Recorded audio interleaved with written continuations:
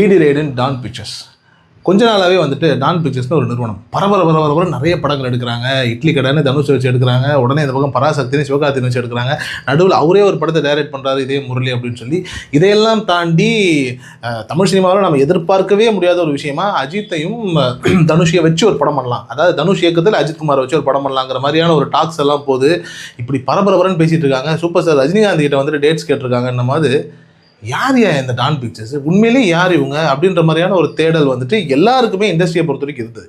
உண்மையிலேயே யாராக இருக்கும்? இப்போ இன்றைக்கி தேதியில் நீங்களோ நானோ வந்துட்டு ஒரு படம் பண்ணுறோம் அப்படின்னு வந்தால் புதுசாக வர ஒரு நடிகரை வச்சு ஒரு படத்தை பண்ணி அதை ரிலீஸ் பண்ணுறதுக்குள்ளேயே இருக்கிற போட்டியெல்லாம் உரிடுவாங்க.